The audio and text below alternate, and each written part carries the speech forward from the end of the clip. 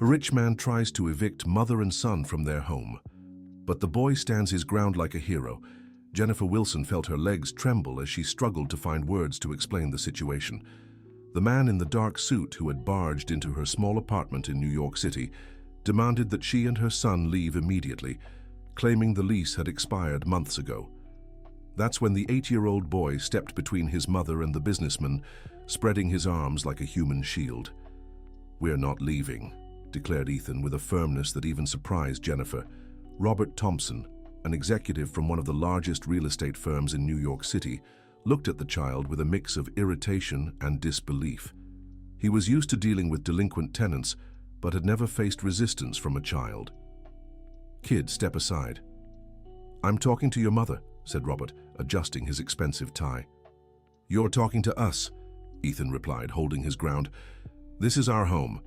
Jennifer placed a hand on her son's shoulder, trying to pull him back, but he stood firm. The 34-year-old seamstress had lost the ability to work over the last 3 months due to severe tendinitis that prevented her from using her hands for long periods. Paying rent had become impossible.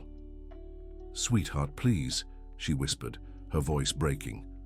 Robert opened the briefcase he was carrying and pulled out a stack of documents. "Ma'am, here are all the papers. I bought this entire building 2 weeks ago. All delinquent tenants have until today to vacate.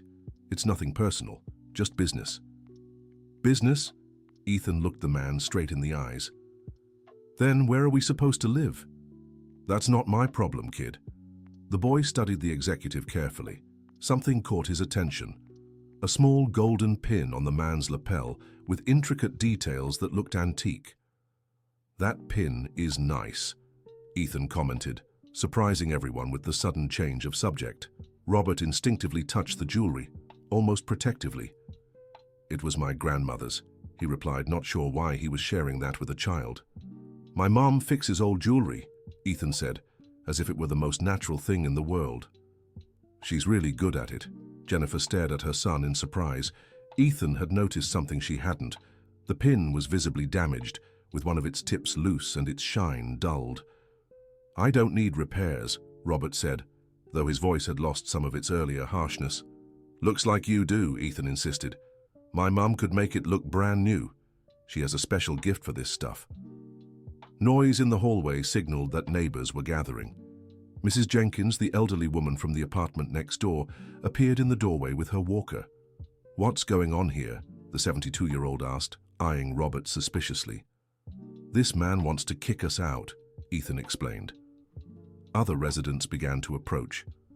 The 3-story building in Queens housed working-class families who had known each other for years and helped one another. Robert felt surrounded and uneasy. He wasn't used to this kind of situation. Usually his lawyers handled evictions. "You all need to understand this is a legal matter," he said, trying to regain authority. Ethan ran to his room and returned with a school notebook full of notes. Jennifer had no idea what her son was planning. "You're required to give a 30-day notice after the lease expires," Ethan said, flipping open the notebook. "It's right here in the law, Article 56 of the Tenant Rights Act." Robert blinked several times, stunned. "How do you know that?" "I went to the public library to research when the old landlord started threatening my mom," Ethan replied simply. "There's also the matter that you need to fix the building's issues before raising the rent." The boy flipped through pages of the notebook, organized with lawyer-like precision. "Ceiling leak on the 2nd floor, electrical issues on the 3rd floor, faucet leak on the ground floor," Ethan read. "Everything documented with photos and dates." Mrs. Jenkins smiled proudly. "This boy is a genius. I always knew he'd go far." Robert stayed silent for a few seconds, processing what he'd just witnessed. An 8-year-old knew more about tenant rights than most adults. "Even so, you're behind on rent," he argued. "And you're behind on your legal obligations," Ethan countered, pointing to a damp stain on the wall. "There are photos of everything here." Jennifer finally found the courage to speak. "Mr. Thompson, I know we owe you, but my medical condition kept me from working. I have all the medical reports here." She went to a drawer and pulled out a folder with documents proving her severe tendinitis. "I've been a seamstress for 15 years. It's the only job I know, but now I can barely hold a needle, she said, showing her swollen hands. Ethan moved closer to his mother and carefully held her hand. She's getting better little by little. The doctor said in another month she'll be able to work again.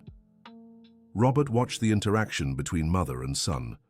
There was something in their relationship that touched him in a strange way, stirring memories he'd rather keep buried. "And in the meantime, how are you planning to pay the rent?" he asked, though his voice no longer carried the same coldness. "I was trying to find lighter sewing jobs," Jennifer explained, "and Ethan helps with everything he can." "I deliver newspapers in the morning and help Mrs. Jenkins with her groceries," Ethan said. "I also collect cans to sell." Dear listener, if you're enjoying the story, don't forget to like and especially subscribe to the channel. It helps us a lot as we're just starting out. Now, continuing. Mrs. Jenkins approached with difficulty, leaning on her walker. "Sir, may I say something? I've lived in this building for 40 years. I saw this boy born. I watched Jennifer struggle to raise him alone after her husband passed. They're good people." "What happened to the father?" Robert asked, surprised by his own interest in their personal details. Ethan lowered his eyes for the first time since the conversation began. "My dad had a heart attack 2 years ago. He was an insurance salesman, but he didn't have insurance himself," he explained with maturity beyond his years. Jennifer added, "Michael left more debts than we could pay. We sold everything of value, but it wasn't enough." Robert felt an inexplicable tightness in his chest. This family's story echoed painful memories from his own childhood. "And yet you managed to stay in this apartment for 2 years?" he asked. "My mom works really hard," Ethan said proudly. "She made clothes for a downtown boutique and took on extra sewing jobs at night. I helped by cutting threads and organizing fabrics. Until the tendinitis got worse," Jennifer finished. "The doctors said it was from repetitive strain." Robert walked to the small apartment's window. Outside, he could see the typical bustle of a working-class neighborhood. Kids playing in the street, people returning from work, street vendors selling their goods. "How old are you again?" he asked, turning back to Ethan. 8. "I'll be 9 in December." "And you researched tenant laws on your own?" Ethan nodded. "The public library has free computers. I go there every afternoon after school. Aunt Sarah, who works there, teaches me how to research important things." "And what else do you research?" "About businesses. I want to understand how people make money to help others," replied Ethan, as if it were obvious. Robert was intrigued. "Why businesses?" "Because I want to have a company when I grow up, but a different kind of company, one that helps families like ours." "Different how?" Ethan ran back to his room and returned with another notebook, this one full of drawings and notes. "Look," he said, opening the notebook. "I thought of a place where people who know how to do things can teach others. My mum could give sewing lessons. Mrs. Jenkins makes amazing cakes. Mr. Walter from the first floor is an electrician." Robert examined the drawings. They were simple but organized. The boy had created a basic plan for a community center. And where would this be? "Right here," said Ethan, pointing to the floor. "On the ground floor of the building. It's been empty for months. It could be a space for everyone to learn and teach." Jennifer looked at her son in surprise. She had no idea Ethan had thought all this through. "Sweetheart, the ground floor isn't ours." "But now it's Mr. Roberts," interrupted Ethan, looking straight at the businessman. "And he could do something cool with the space." Robert sat down in one of the chairs at the small dining table. The conversation had taken a completely unexpected turn. "You really think I'd do that?"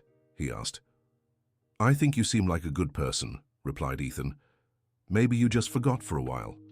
"Why do you say that?" Ethan pointed to the brooch on Robert's lapel.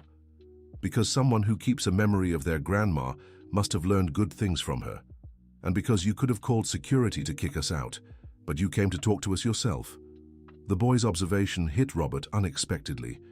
He really could have sent employees to handle the eviction, but something had made him come in person. "My grandmother was special," admitted Robert. "She raised me when my parents had money troubles." "Where did she live?" Robert hesitated before answering. "In a place like this, an old building in a working-class neighborhood." Would she be proud to know you have a big company? Asked Ethan. Probably, replied Robert, but something in his voice sounded uncertain. Then why do you seem sad when you talk about her? The boy's direct question caught Robert off guard. He unconsciously touched the brooch. Because I promised her I'd use my success to help people like you. But the business world is complicated, kid. It doesn't have to be, said Ethan simply. You can choose to do things differently. Mrs. Jenkins, who had stayed quiet, stepped closer. May I see the brooch? She asked. Robert hesitated, but something in the elderly woman's kind gaze made him remove the jewelry and hand it to her. Mrs. Jenkins examined the brooch carefully, running her fingers over the details. It's very beautiful and very old. Looks like a jeweler's work from the 1940s, she remarked. How do you know that? Asked Robert. My late husband was a jeweler. He worked fixing jewelry at a downtown boutique, she explained. This brooch has an interesting story. See this filigree technique? It was very common in pieces made by Portuguese immigrants who came to New York City back then. Robert was fascinated. My grandmother was the daughter of Portuguese immigrants who arrived in the United States in the 1930s. Then it all makes sense, said Mrs. Jenkins, handing back the brooch. But it needs urgent repairs. This part here is almost coming loose. Jennifer stepped closer. Can I take a look? She asked, carefully reaching out. Robert gave her the brooch. Jennifer examined it with the technical eye of someone who understood restoration. It can be fixed, but it needs special care. The technique is delicate and requires patience, she said. How many places have you tried to get it repaired? Asked Ethan. Several, admitted Robert. No one wanted to take responsibility. They say it's too risky. My mom isn't afraid of challenges, Ethan said proudly. Jennifer smiled for the first time since Robert had arrived. That's true. I've always liked complicated jobs. It gives me satisfaction to see an old piece come back to life. But your hands, Robert reminded her. For a job like this, I'd find a way, Jennifer replied. It would be an honor to restore something with so much sentimental value. Robert watched mother and son for a moment. There was something genuine about these people that he hadn't encountered in his social circle for a long time. If I let you stay another month, could you sort things out? He asked, surprising himself. Ethan and Jennifer exchanged glances, hardly believing what they'd heard. A month would be perfect, Jennifer said. As my hands improve, I could gradually get back to work. And I could help more, Ethan added. I already talked to the owner of the corner bakery. She said she needs someone to deliver bread to houses. Robert shook his head, impressed by the boy's determination. You're only 8 and you think like an adult. My mum always says we have to make our own way in life, Ethan replied. But she also says it's important to be honest and treat people well. What about the brooch? Jennifer asked. It would truly be an honor to work on it. Robert hesitated. That jewel was his strongest connection to the grandmother he'd loved so much. If something goes wrong, nothing will go wrong, Ethan assured him. My mom is the best seamstress and restorer around. How can you be so sure? Because she fixed David's doll when no one else could. It was an old doll that belonged to his father. It was all torn and faded. Mrs. Jenkins confirmed. It's true. David cried when he saw the restored doll. It looked brand new. Robert grew increasingly curious about Jennifer's skills. Do you only work with fabrics? I work with anything that needs delicate repair, Jennifer explained. I learned from my own grandmother, who was an embroiderer. She taught me that every piece has a soul and deserves to be treated with respect. Just like your grandmother probably taught you, Ethan added. Robert smiled involuntarily. The boy had an impressive way of connecting situations. She taught me many things, Robert admitted, mostly about not forgetting where we come from. And have you forgotten? Ethan asked with the blunt honesty of a child. The question hung in the apartment like a bell's echo. Robert fell silent for a long moment, processing the boy's words. I think I have, he finally admitted. I think I've forgotten a lot of important things. Jennifer poured water for everyone in simple but clean glasses. The hospitable gesture in the midst of that tense situation moved Robert deeply. Thank you, he said, accepting the glass. Mi casa es su casa, Jennifer replied, using the traditional expression of hospitality. Ethan took advantage of the lighter moment to ask a question he'd been holding back. "Mr. Thompson, why did you buy this exact building?" The question caught Robert off guard again. "Why do you want to know?" "Because there are so many buildings in New York City. There must be a special reason." Robert sipped his water slowly, buying time to think of an answer. "This neighborhood is appreciating. It's a good investment." "Just that," Ethan pressed. "Ethan, don't be rude," Jennifer scolded. "No, it's fine," Robert said. "It's a fair question." He walked back to the window, looking down at the street below. "The truth is, I used to come to this neighborhood when I was a kid. My grandmother lived nearby." "And now you want to change everything?" asked Ethan. "Progress is inevitable, kid. But there's a way to move forward without hurting the people who already live here," Ethan argued.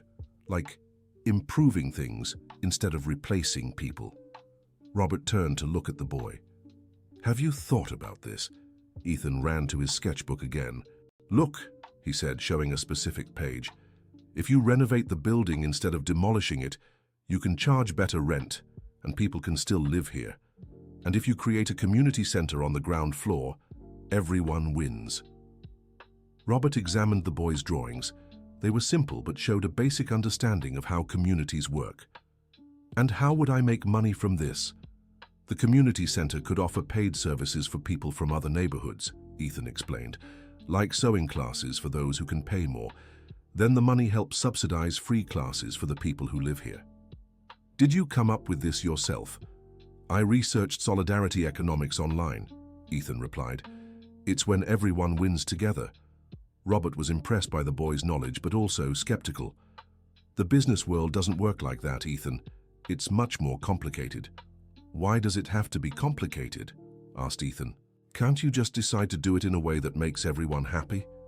The simplicity of the question contrasted with the complexity Robert had built into his professional life. "Because I have investors to satisfy, goals to meet." "But you're the owner of the company, right?" Ethan interrupted. "Yes, but..."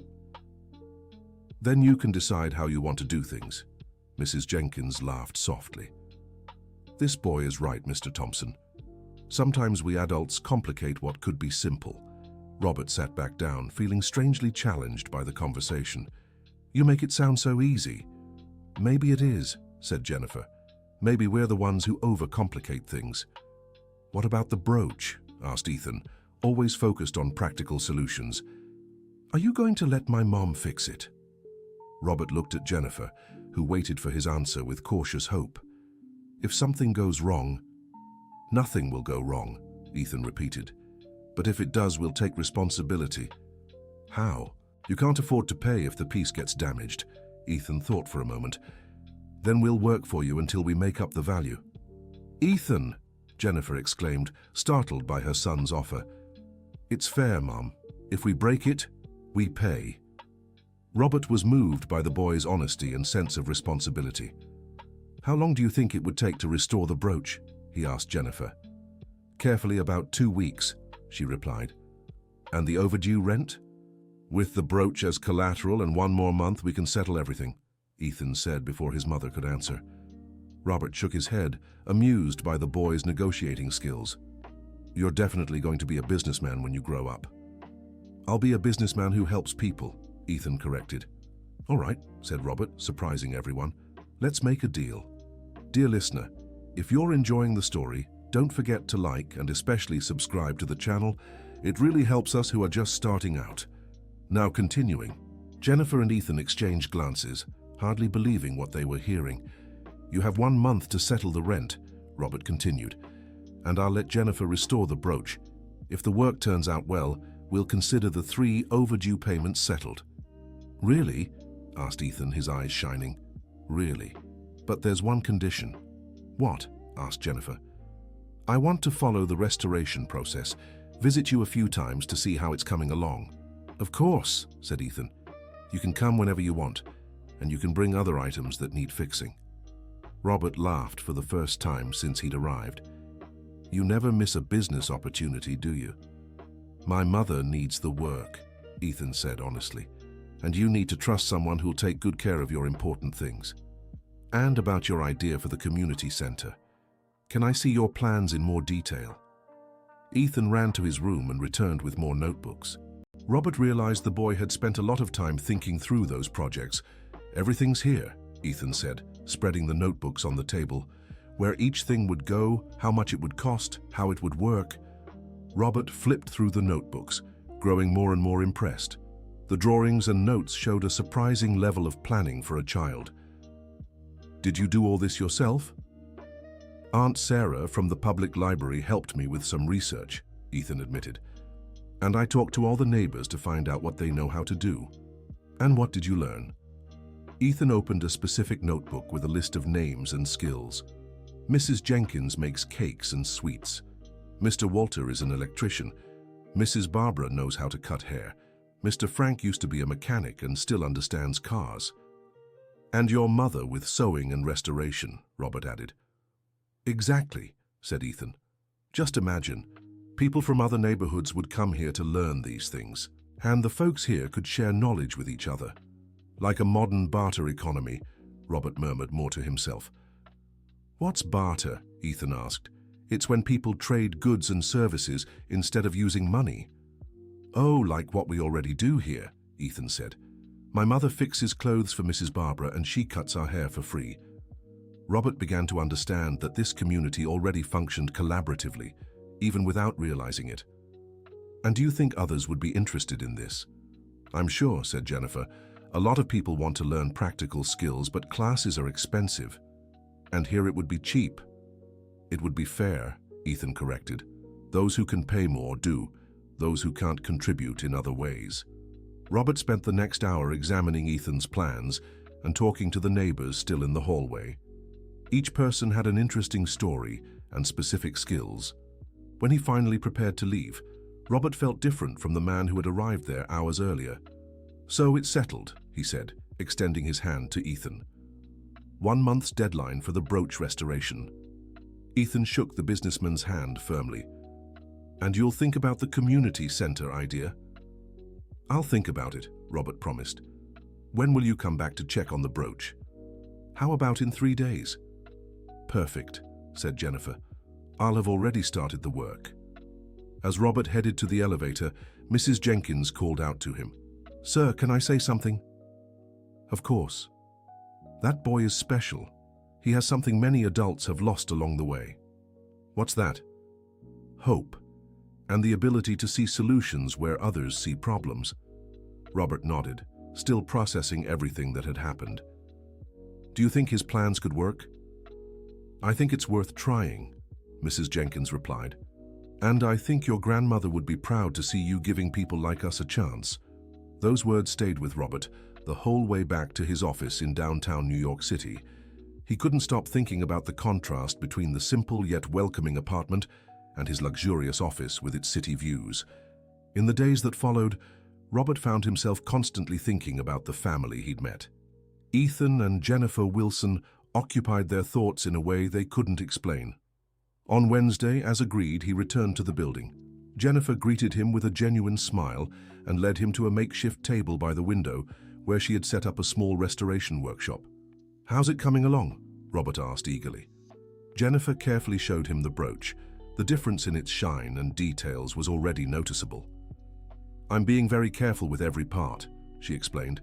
It's a truly special piece. Where's Ethan? At school. But he left a few things for you to see. Jennifer showed new drawings Ethan had made, now with more details about the community center. He can't stop thinking about this project, she said. He stays up late, drawing and planning. And you? What do you think of the idea? Jennifer paused her work on the brooch and looked out the window. I think it would be a dream come true. Not just for us, but for everyone here.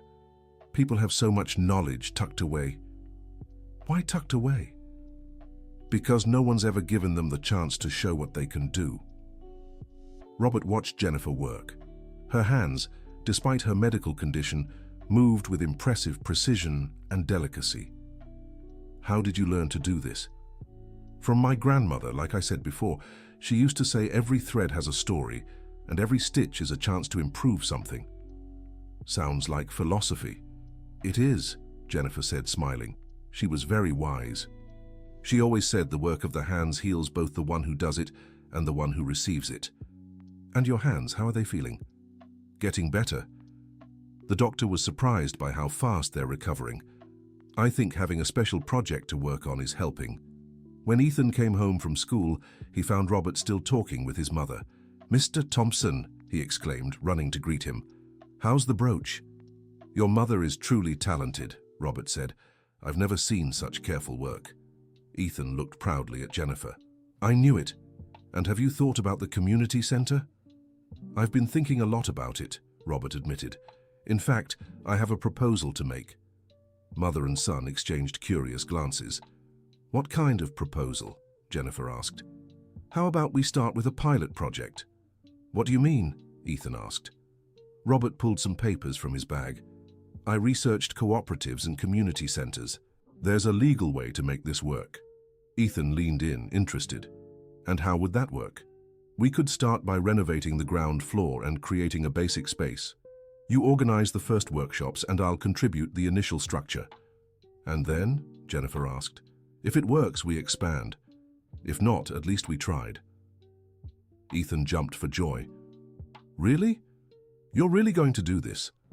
"I am," Robert said, surprised by his own decision.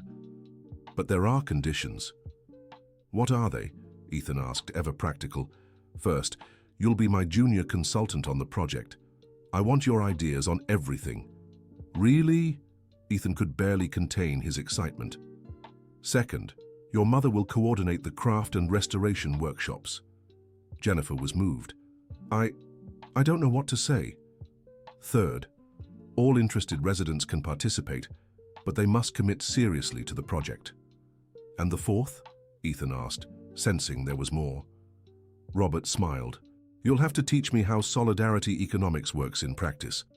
Ethan gave Robert an unexpected hug, surprising him with the affectionate gesture. "Thank you, Mr. Thompson. You won't regret it." "I hope not," Robert said, but he was smiling. Jennifer stepped closer and carefully held Robert's hands. "Thank you. This means more than you know." "It means a lot to me too," Robert admitted. "I think I needed to remember why I started working in real estate development." "Why did you start?" asked Ethan. "To create spaces where people could live well and be happy. But somewhere along the way, I forgot that." "And now you remember." "Now I'm trying to remember," corrected Robert. In the following weeks, the community center project began to take shape. Robert visited the building regularly, sometimes to check the progress of the brooch, sometimes to discuss plans with Ethan and the neighbors.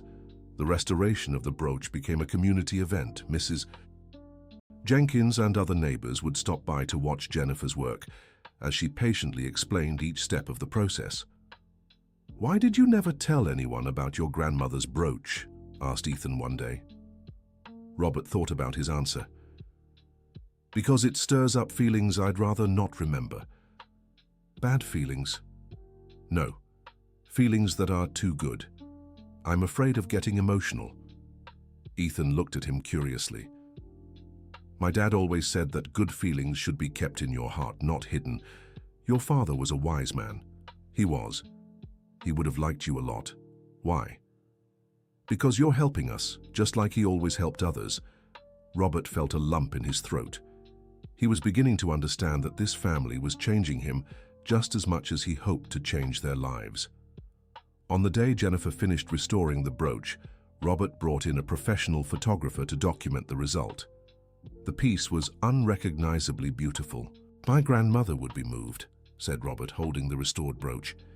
"It looks exactly like it did when I was a child." "She probably is moved, even if she's not here," said Ethan. "The people we love stay happy when we do good things."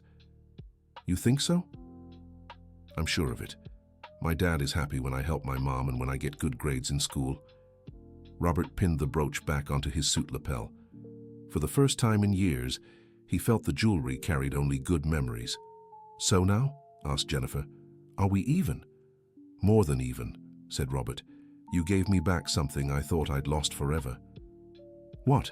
asked Ethan. "The memory of why hard work is worth it. It's not just about money, it's about being able to help others. The renovation work on the ground floor began the following week. Robert hired a small local company from the neighborhood, creating jobs for residents. Ethan followed everything with the interest of a future entrepreneur. "How do you choose who works on the project?" he asked one day. "I look for capable and honest people," replied Robert. "Like you looked for in us?"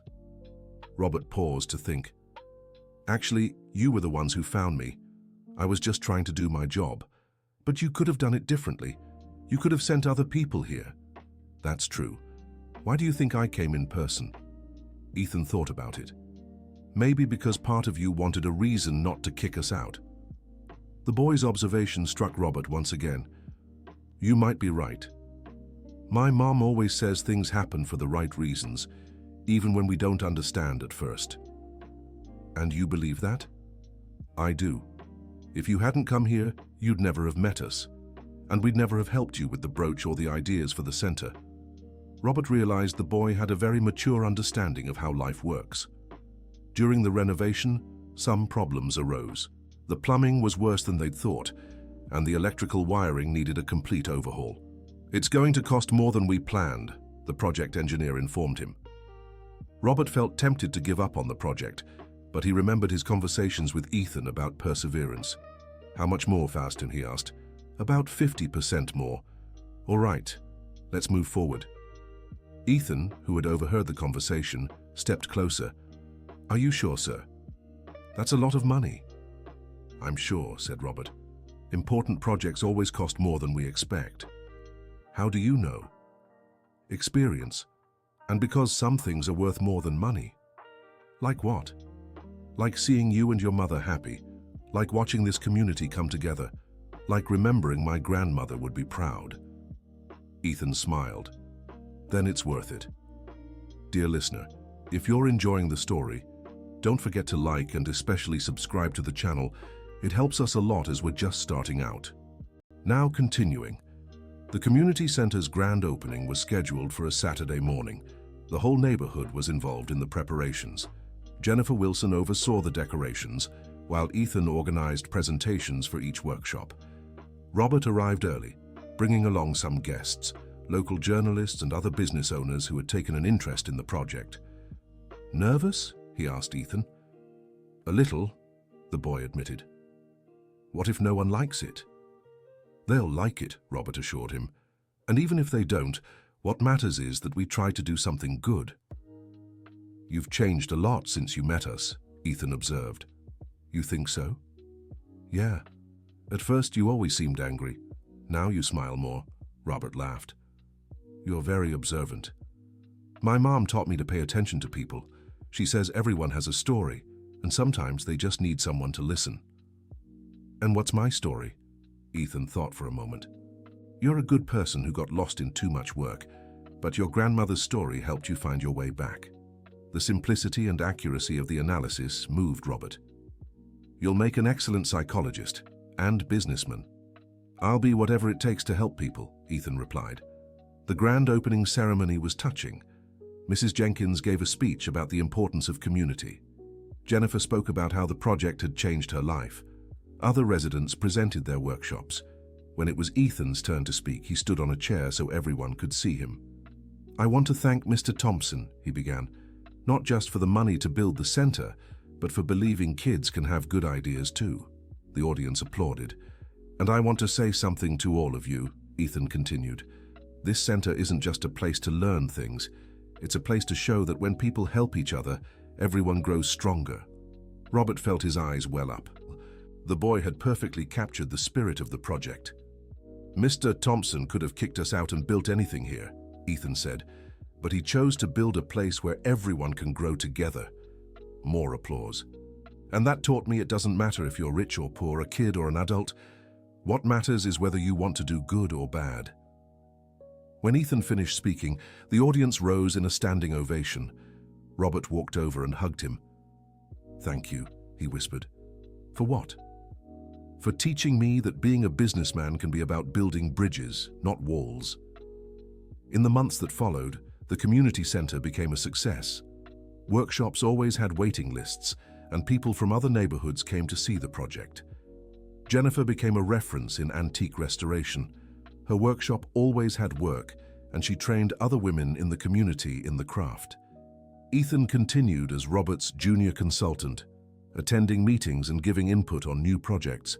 His school even created a special program to develop his skills in social entrepreneurship.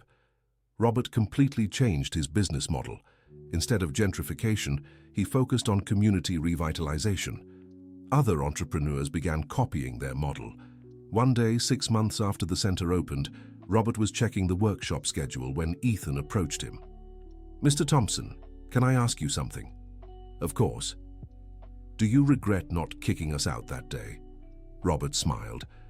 "That was the best day of my professional life." "Why?" "Because it was the day I stopped just building buildings and started building communities." "And personally?" "Personally, it was the day I found a family I didn't know I was looking for."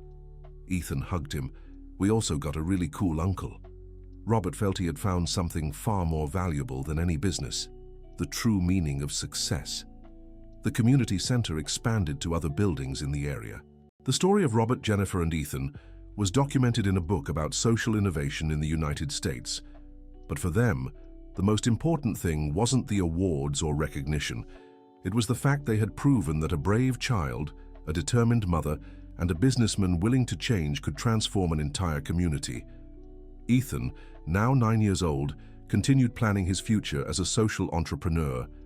Jennifer had become one of the most respected restorers in New York City, and Robert had discovered his true calling was creating opportunities for others to shine. Their last conversation as a family happened on the community center's first anniversary. "What did you learn this year?" Robert asked Ethan. "That standing up for what's right isn't just about shouting or fighting," the boy replied. "Sometimes it's about showing people there's a better way to do things." "And you, Jennifer?" Robert asked. "That sometimes the worst situations can lead to the best outcomes," she said. "If you hadn't come that day, we'd never have discovered what we're capable of." "And I learned," Robert said, "that real success isn't about how much money you make, but how many lives you can improve." Ethan looked at the two adults who had become his extended family. "So we're all winners." "We're all winners," Robert confirmed. And in that moment, in the small community center born from a confrontation and transformed into a symbol of hope, the three of them understood they had created something far greater than they'd imagined. Proof that love and determination can overcome any adversity. Robert's grandmother's brooch gleamed on his lapel, but now he knew the real treasure was the people he'd met along the way. The end of the story. Now tell us what you thought of this story and where you're watching from. Do you believe Ethan made the right decisions? Share your honest thoughts in the comments. Thank you so much for joining us. Don't forget to like and subscribe to the channel so you won't miss other heartwarming stories.